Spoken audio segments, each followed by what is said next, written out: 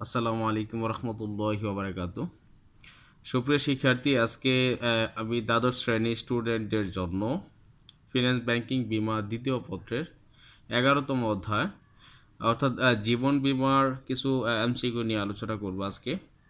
তোমরা সাধারণত আমরা যা বিগত সালের প্রশ্নগুলো এবং বিগত সালের খাতা দেখে আমরা যেই সমস্যাটি সবচেয়ে বেশি দেখতে পাচ্ছি সেটি হলো স্টুডেন্টরা সাধারণত ক্রিয়েটিভ কোশ্চেন অ্যান্সার করতে পারে।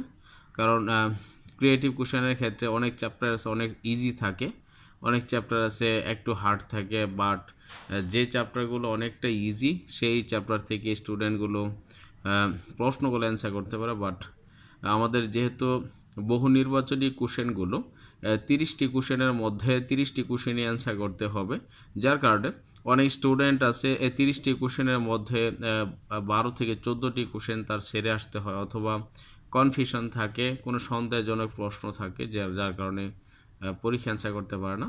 আমরা জাস্ট স্টুডেন্টদের এই দিকটি লক্ষ্য করে আমরা এখানে কিছু মাল্টিপল চয়েস বা এমসিকিউ সলভ করার যে এমসিকিউ প্রশ্নগুলো কী ধাঁচের থাকে এবং সেই প্রশ্নগুলো আজকে সলভ করে দেওয়ার চেষ্টা করব।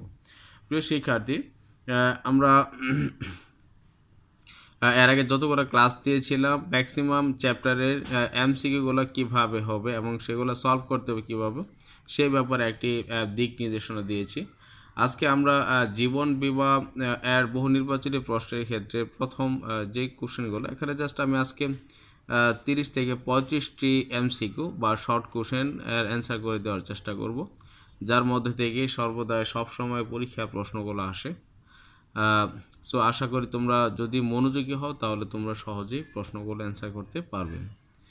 প্রিয় শিক্ষার্থী, আমরা যাই দেখি 1 নম্বর প্রশ্ন কী ছিল, বাংলাদেশের সবচেয়ে পুরনো জীবন বীমা প্রতিষ্ঠান কোনটি? 1 নম্বর প্রশ্ন ছিল এটা। বাংলাদেশের সবচেয়ে পুরাতন জীবন বীমা প্রতিষ্ঠান কোনটি? আমরা জাস্ট জানি ম্যাটলাইফ এলিকো, এটা হলো আমেরিকান একটি প্রতিষ্ঠান।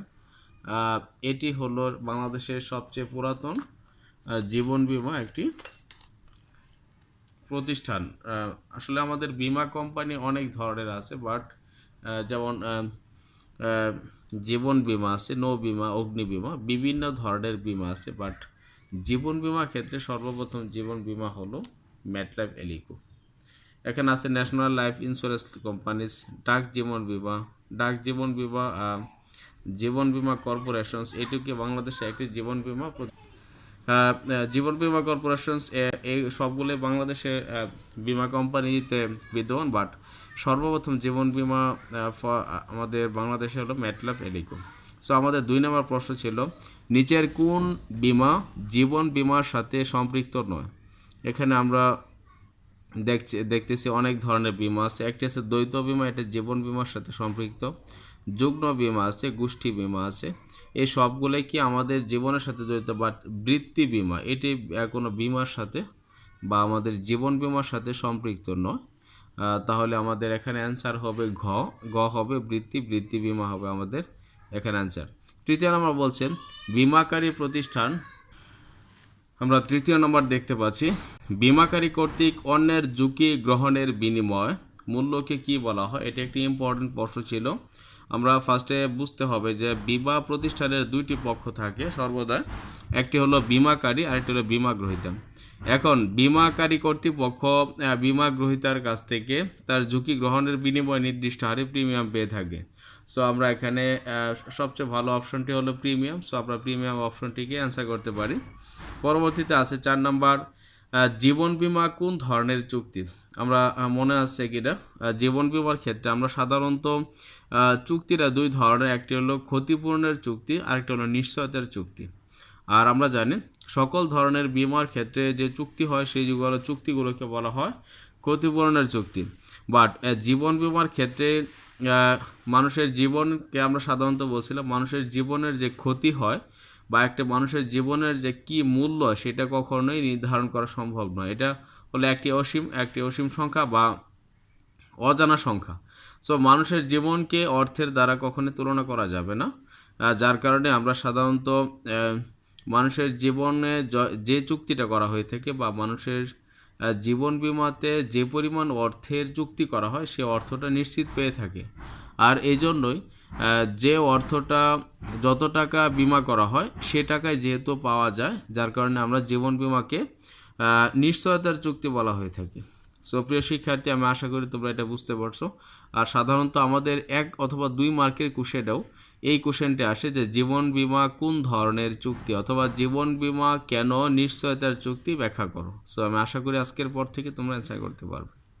আমাদের 5 নম্বর প্রবলেমটি ছিল নিচের কোন ধরনের জীবন বীমার সাথে সম্পত্তি বীমার অধিক মিল লক্ষণীয়।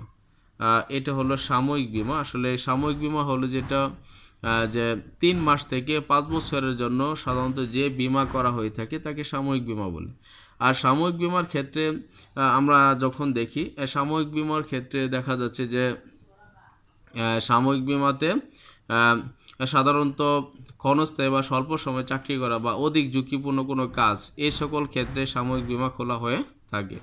সো এ ধরনের বীমা সাধারণত জীবন বীমার সাথে সম্পদের বীমার সম্পর্ক রয়েছে। সো প্রিয় শিক্ষার্থী, আমি আশা করি তোমরা বুঝতে পারছো। এখানে বলছে কোন ধরনের বীমা পত্রের ক্ষেত্রে একক কিস্তি পরিকল্পনা বিশেষভাবে প্রযোজ্য। সো আমরা একটু দেখি একক কিস্তি কোন ধরনের বিমাতে আছে। এখানে আছে সাময়িক বীমা। সাময়িক বিমাতে সাধারণত একক কিস্তি বিদ্যমান নেই। সাময়িক বিমাতে সাধারণত 3 থেকে 5 বছরের জন্য এই সময়টা নির্ধারণ করা, বাট সাময়িক বিমাতে সাধারণত কিস্তির পরিমাণটা নির্দিষ্ট সময় শেষে এবং একাধিকবার দিতে হয়। বৃত্তি বিমার ক্ষেত্রে সাধারণত কিস্তি একাধিকবার দিতে হয়। আজীবন বিমার ক্ষেত্রে দীর্ঘদিন অর্থাৎ জীবনের শেষ পর্যন্ত বা নির্দিষ্ট সময়ের শেষ পর্যন্ত বিমাকৃত অর্থ পাওয়ার জন্য প্রিমিয়াম প্রদান করতে হয়। বাট মেয়াদি বিমার ক্ষেত্রে আমরা জানি একক কিস্তি অর্থাৎ একক কিস্তি পরিকল্পনা বিশেষভাবে কি প্রযোজ্য হয়ে থাকে মেয়াদি বিমা পত্রে। প্রিয় শিক্ষার্থী, আমরা যদি পরে দেখি, পরে বলা হয়েছে জীবন বীমা চুক্তিতে অতি প্রয়োজনীয় উপাদান কোনটি। আমাদের জীবন বীমা চুক্তিতে আমরা দেখি আসলে নট অনলি জীবন বীমা, প্রত্যেকটি বীমার ক্ষেত্রে সাধারণত চুক্তির ক্ষেত্রে কিছু শর্ত থাকে, যেমন দুইজনের স্বার্থ থাকবে, নির্দিষ্ট সময় থাকবে, বৈধ প্রতিদান থাকবে, তারপর হলো যেটা দুইজনের ভিতরে বিশ্বাস থাকতে হবে, অর্থাৎ আমি যে উপাদানগুলো চুক্তি করতেছি সেই উপাদানগুলো সঠিক এবং কোনো ভুল ইনফরমেশন নেই। সো প্রিয় শিক্ষার্থী, আমরা একটু দেখি জীবন বীমা চুক্তিতে অতি প্রয়োজনীয় উপাদান কোনটি। একটি হলো প্রতিদান এটি সাধারণত সকল বীমাতেই পাওয়া যায়। সো এটা ইম্পর্টেন্ট টপিকস হতে পারে না। 2 নম্বর হচ্ছে চূড়ান্ত সদিশ্বাস।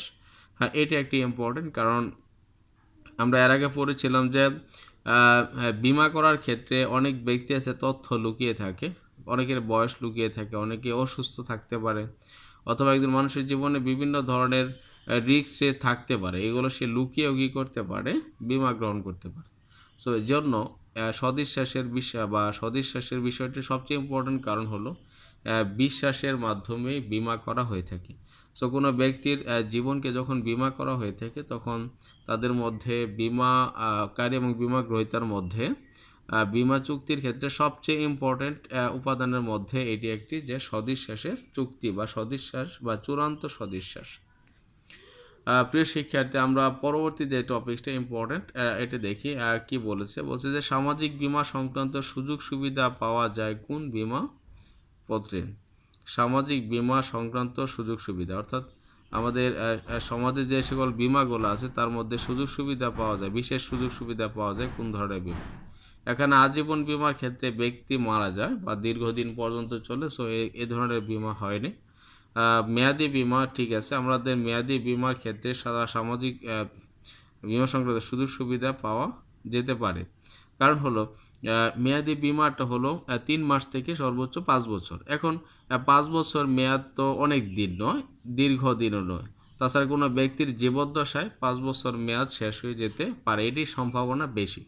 যার কারণে 5 বছর শেষ হয়ে যাওয়ার পরে যে চুক্তি করা হয়েছিল, যে পরিমাণ অর্থে লেনদেন করার কথা ছিল, সেগুলো সাধারণত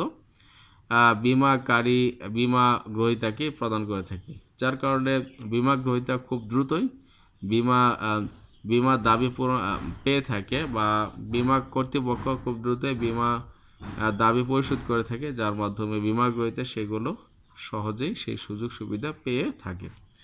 প্রিয় শিক্ষার্থী, আমরা যদি পরবর্তী ইম্পর্টেন্ট টপিকটি দেখি, সেখানে আছে যে আহ, কোন জীবন বীমা পত্রের ক্ষেত্রে ঋণ সুবিধা পাওয়া যায়? এটি একটি ইম্পর্টেন্ট। এটিও এক্ষেত্রেও সাধারণত মেয়াদি বীমা পত্র সবচেয়ে বেশি ইম্পর্টেন্ট, কারণ এই মেয়াদি বীমা পত্রের ক্ষেত্রে এক্সট্রা ঋণ সুবিধা পাওয়া যেতে পারে। প্রিয় শিক্ষার্থী, পরবর্তী 10 নম্বর প্রশ্নটি ছিল কোন ধরনের বীমা পত্রের ক্ষেত্রে প্রিমিয়াম প্রদানে একক কিস্তি পরিকল্পনায় বিশেষভাবে প্রযোজ্য? এটা আমরা এর আগেও পড়েছি। আমরা একক কিস্তি কয়েক ধরনের বিমাপত্রে হতে পারে, যেমন গোষ্ঠী বিমা। গোষ্ঠী বিমার ক্ষেত্রে আমাদের একক কিস্তি প্রচলন হয়েছিল এবং ছিল। পরবর্তী 11 নম্বর, কোন বিমার ক্ষেত্রে গ্রুপ বিমা প্রযোজ্য? আমরা সাধারণত দ্বৈত বিমা, তারপরে যৌথ বিমা, গোষ্ঠী বিমা, এই সকল বিমাগুলো আমাদের জীবন বিমার ক্ষেত্রে প্রযোজ্য। সো প্রিয় শিক্ষার্থী, 1 নম্বর হবে প্রশ্ন বা ক নম্বর হবে এটার অ্যান্সার। নাম্বার 12 বলছে নিচের কোন নীতিটি জীবন বীমার বহির্ভূত? অর্থাৎ কোন নীতিটি জীবন বীমার সাথে সম্পৃক্ত নয়? একটা বলছে প্রতিস্থাপন করা, মনোনয়ন করা, প্রিমিয়াম প্রদান করা, সমর্পণ মূল্য। আমরা প্রত্যেকটি জিনিস দেখি।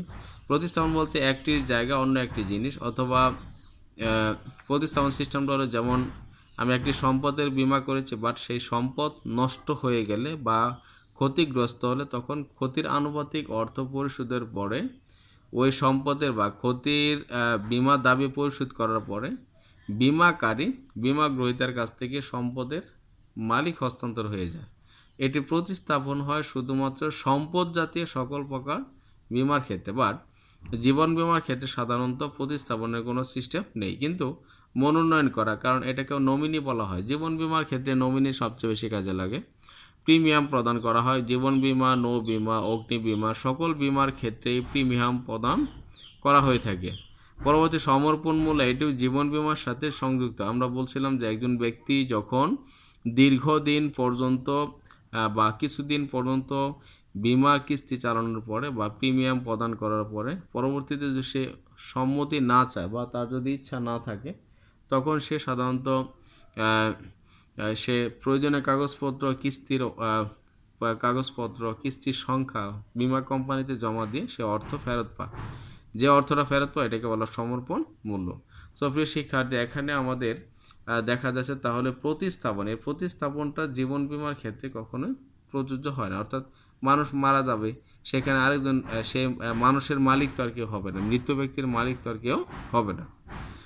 আমাদের 13 নম্বর আছে দুজন বীমাকারীর মধ্যে সম্পাদিত হয় যে বীমা তাকে কি বলা হয় থেকে? দুইজন বীমাকারীর মধ্যে, অর্থাৎ বীমাকারী প্রতিষ্ঠান হবে দুইজন, তাহলে এটাকে সাধারণত পুনর্বীমা বলে। কারণ দ্বৈত বীমা সাধারণত দুইজন ব্যক্তির মধ্যে, অর্থাৎ দুজন বীমা গ্রহীতার মধ্যে সম্পর্ক। যৌথ বীমার ক্ষেত্রে বীমা গ্রহীতার মধ্যে সম্পর্ক, গোষ্ঠী বীমা বীমা গ্রহীতার মধ্যে।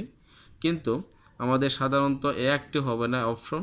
কিন্তু পুনর্বীমাটা হলো কোনো একটি প্রতিষ্ঠানের যদি অনেক টাকার, অর্থাৎ হিউজ পরিমাণ অর্থের উপর যদি বীমা করা হয়, তখন বীমাকারী যদি তার কাছে বীমা দাবি পরিশোধ করার মতো ক্ষমতা না থাকে, অথবা এত ঝুঁকি যদি সে না নিতে সক্ষম হয় বা ইচ্ছুক হয়, তখন সে বীমাটা পুনরায় হস্তান্তর করে, অর্থাৎ পার্সেন্টেজ আকারে বা অনুপাত আকারে সে বীমাটা অন্য একটি প্রতিষ্ঠানের কাছে হস্তান্তর করে।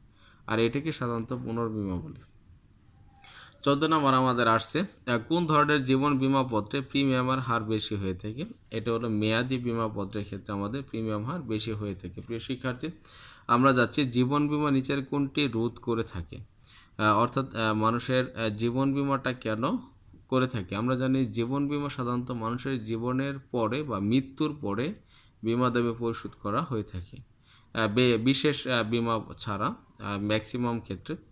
সো মানুষ মৃত্যুর পরে তো তার সমস্যা না, কিন্তু তার যে ফ্যামিলিতে যে সদস্য আছে তাদের আর্থিক যে দুর্দশা আছে বা আর্থিক সমস্যাগুলো আছে, সেই সমস্যাগুলোর সমাধান দিয়ে থাকে জীবন বীমা, যার কারণে আমি আর্থিক দুর্দশার কথা বলতে পারি। জীবন বীমার ক্ষেত্রে 16 নম্বর প্রশ্ন হলো জীবন বীমায় কার জীবনের উপর বীমা গ্রহীতার বীমাযোগ্য স্বার্থ থাকতে হয়? কার জীবনের উপর? তাহলে দেখি, একটা বলছে বীমাকারীর জীবন। জীবন বীমার ক্ষেত্রে সাধারণত যে বীমাকারীর জীবনে সাধারণত হয়ে থাকে না। বীমাকারী হলো একটি প্রতিষ্ঠান, কারণ বিমাকারী সবসময় ক্ষতিপূরণ দেয়, বাট সেটা ভোগ করে থাকে বিমাকারী কখনোই নয়। বিমা গ্রহীতার জীবনে এটি নয়, কারণ বিমা গ্রহীতা এটিও হবে না, কারণ হলো বিমা গ্রহীতা সে মারা গেলে তো সে কখনোই সে বিমাযোগ্য স্বার্থ থাকবে না, বা বিমা গ্রহীতা যে কোনো ব্যক্তি হতে পারে, বাট সে যার নামে বিমা করেছে তার নামে আসলে অ্যাকচুয়ালি তথ্যটা থাকতে হবে, কারণ হলো বিমাযোগ্য স্বার্থ বলতে এটাকে বোঝানো হয়েছে এখানে। তাহলে 3 নম্বর বলছে, দেখো বিমাকৃত ব্যক্তির জীবনে, এটা হলো একটি ইম্পর্টেন্ট প্রশ্ন প্রিয় শিক্ষার্থী। আমরা দেখি এখানে 16 নম্বর প্রশ্নটির অ্যান্সার হতে পারে এখানে বিমাকৃত ব্যক্তির জীবনে, অর্থাৎ যে বিমা করেছে বা যার নামে বিমা করেছে ঠিক তার স্বার্থটা এখানে জড়িত থাকে। 17 নম্বর বলছে, নিচের কার জীবনে বিমা গ্রহীতার বিমাযোগ্য স্বার্থ রয়েছে বলে ধরা হয়ে থাকে? কার জীবনে? একটা হলো পাওনাদারের জীবনের, 2 নম্বর ভাই বোনের জীবনে, শ্বশুর শাশুড়ির জীবনে, দেনাদারের জীবনে। অর্থাৎ দেনাদারের জীবনে বিমা গ্রহীতার বিমাযোগ্য স্বার্থ রয়েছে। নিচের কোনটি জীবন বিমা সংশ্লিষ্ট? একটা হলো ক্ষতিপূরণের চুক্তি কখনোই নয়, স্থলাভিষিক্তকরণও হতে পারে না। 3 নম্বর হতে পারে প্রত্যক্ষ কারণ। আরেকটা হলো আনুপাতিক সাহায্য। আসলে মানুষের জীবনে আমরা বলছিলাম মানুষ যখন মারা যায় সে তখন সে যে অর্থটা পায় বা তার মারা যাওয়ার কারণে যে বিমা করা সেই টাকাটা সে সমান হারে পাবে, 1 টাকা কম পাবে না। আনুপাতিক বলতে বোঝাচ্ছে যে অনুপাতে ক্ষতি হবে সেই অনুপাতে অর্থ, আর এটি সাধারণত জীবন বিমা ছাড়া সকল বিমার ক্ষেত্রে প্রযোজ্য। সো আমরা এটার 18 নম্বর যদি প্রশ্নের অ্যান্সার খুঁজতে চাই তাহলে আমরা লিখতে পারি প্রত্যক্ষ কারণ। এটি কারণ বিমা প্রত্যক্ষ কারণ ছাড়া কখনো জীবন বিমার ক্ষেত্রে বিমা দাবি পূরণ করা হয় না। পরে বলছে সাময়িক বিমাপত্রের মেয়াদ সর্বোচ্চ কত বছরের হতে পারে? আমরা এটা পড়ে আসছিলাম যে সাময়িক বিমাপত্র হলো 3 থেকে 5 বছর, অর্থাৎ 3 মাস থেকে 5 বছর, এই দীর্ঘ সময় পর্যন্ত সাময়িক বিমাপত্র চালু থাকে। পরবর্তীতে 20 নম্বর আসছে সাময়িক বিমাপত্রের মেয়াদ সর্বনিম্ন কতদিন? 3 মাস আমরা জানি। মৃত্যুজনিত বিমা দাবি পরিশোধের বিষয়টি কোন ধরনের জীবন বিমাপত্রে লেখা আছে? মৃত্যুজনিত বলতে অর্থাৎ আজীবন বিমার ক্ষেত্রে, অর্থাৎ যে বিমা একটি মানুষ মৃত্যুর পরে তার বিমা দাবি বা বিমাকৃত অর্থ ফেরত পায় তাকে বলা হয় থেকে মৃত্যুজনিত বিমা দাবি। পরবর্তীতে 22 নম্বর আছে নিচের কোন ধরনের জীবন বিমাপত্রের বেলায় সমর্পণ মূল্য প্রাপ্তির তেমন সুযোগ থাকে না? এটি সাধারণত সাময়িক বিমাপত্র, কারণ সাময়িক বিমাপত্র মাত্র কিছু দিনের জন্যই করা হয়ে থাকে। 23 নম্বর প্রশ্নটি হলো জীবন বিমা ব্যবসাকে প্রকৃত ব্যবসায় পরিণত করতে নিচের কোনটি বেশি সহায়তা করে? সেটি হলো মৃত্যু হারপুঞ্জি। মৃত্যু হারপুঞ্জি কাকে বলে আমি অবশ্যই লাস্ট ক্লাসে আলোচনা করেছি প্রিয় শিক্ষার্থী, তোমরা সেখানে প্রশ্নটি অবশ্যই শিখে নেবে। আমাদের 24 নম্বরে আসছে সাধারণত কোন ধরনের জীবন বিমাপত্রে একক কিস্তিতে প্রিমিয়াম আদায় করা যায়? এটা আমরা এর আগে পড়েছি সাময়িক বিমা, এবং ভেরি ভেরি ইম্পর্টেন্ট একটি প্রশ্ন। আমাদের 25 নম্বর আসছে, দেখো প্রিয় শিক্ষার্থী, নিচের কোন ধরনের জীবন বিমাপত্রে বিমা দাবি বা বিমাকৃত অঙ্ক কিস্তিতে পরিশোধ করা হয়ে থাকে? এটা হলো বৃত্তি কথা। বৃত্তি বলতে বোঝা বার্ষিক বা প্রতি বছর বছর অর্থ জমা দেওয়া। তাহলে কিস্তিতে সাধারণত কি বিমাকৃত অঙ্ক কিস্তিতে পরিশোধ করা হয়ে থাকে। বহুজীবন বিমাপত্র হিসেবে গণ্য হয় নিচের কোনটি? বহুজীবন বিমা বলতে বোঝাচ্ছে গ্রুপ বিমা। গ্রুপ বিমা বলতে কোনো একটি প্রতিষ্ঠানের সকল কর্মচারী বা একই শ্রেণীর সকল মানুষকে একত্রে যে বিমা করা তাকে গ্রুপ বিমা বলে। সো এটি হবে অ্যান্সার। দ্বৈত হলে 2 জন, বৃত্তি হলে প্রতি বছর বছর, জীবন বিমাতে সবগুলোই জীবন বিমা। সো গ্রুপ বিমাকে সাধারণত বহু জীবনের উপর বিমা করা হয়।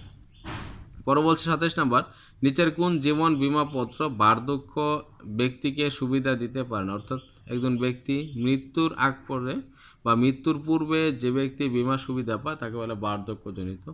সো আমরা জানি আজীবন বিমা হলো ব্যক্তির মৃত্যুর পরে কি সে সুবিধা পায়। সো বার্ধক্য তো কোনো ব্যক্তির মৃত্যুকে বোঝানো হয় না। সো মানুষ যখন মারা যাবে ঠিক তারপরে সে বিমা দাবি পরিশোধ করা হবে, ঠিক আছে। সো এই ধরনের বিমাকে আজীবন বিমা বলে। সাধারণত যুগ্ম বা যৌথ বিমা কোন ধরনের জীবন বিমাপত্রের ক্ষেত্রে অধিক প্রযোজ্য?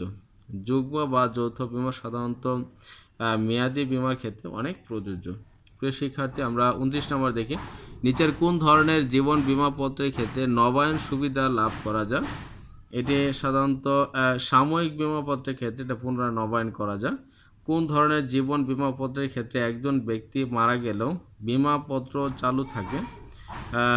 এটা সাধারণত দেখি আমরা গ্রুপ বিমা আছে, আজীবন আছে, মেয়াদি আছে, সাময়িক আছে। আমরা জানি গ্রুপ বিমার ক্ষেত্রে কোনো একজন ব্যক্তি মারা গেলেও সেই বিমার দাবি পূরণ করা হয় না, সাধারণত সর্বশেষ ব্যক্তি মৃত্যুর পরে সে বিমা দাবি পরিশোধ করা হয়। 31 নম্বর আসছে প্রশ্ন, নিচের কোন ধরনের জীবন বীমাপত্র খোলার পিছনে অন্যের কল্যাণ চিন্তা বিশেষভাবে কাজ করে? এটা হলো আজীবন বীমা। আজীবন বীমা হলো ব্যক্তি মারা যাওয়ার পর তার সংসার, তার সন্তান সন্তাদি, তার স্ত্রী বা তার ফ্যামিলি কোনো ব্যক্তি যেন অসুস্থ বা সমস্যায় না পড়ে সেই জন্য বীমা করা হয়।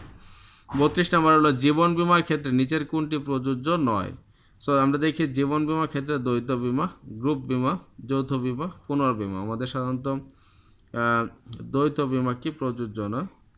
পরবর্তী 33 নম্বর সর্বশেষ প্রশ্নটি ছিল, কোন বীমায় দাবি আদায়ের ক্ষেত্রে মনোনীত ব্যক্তির প্রথম দাখিলের প্রয়োজন হয়ে থাকে? সাধারণত জীবন বীমার ক্ষেত্রে এই ধরনের শর্ত রয়েছে। আমাদের দ্বৈত বীমা জীবন বীমার সাথে সম্পৃক্ত নয়, নৌ বীমা নয়, অগ্নি বীমা নয়। সো জীবন বীমার ক্ষেত্রে দাবি আদায়ের ক্ষেত্রে মনোনীত ব্যক্তির প্রমাণ দাখিলের প্রয়োজন হয়ে থাকে। তো প্রিয় শিক্ষার্থী, আমরা আজকে যে টপিকসটি নিয়ে কথা বলেছি আশা করি তোমরা বুঝতে পারছো। সো তোমরা কন্টিনিউ পড়াশোনা করো, সুস্থ থাকো এই কামনায় আজকে আমার লেকচার শেষ করছি। আসসালামু আলাইকুম রহমতুল্লাহ।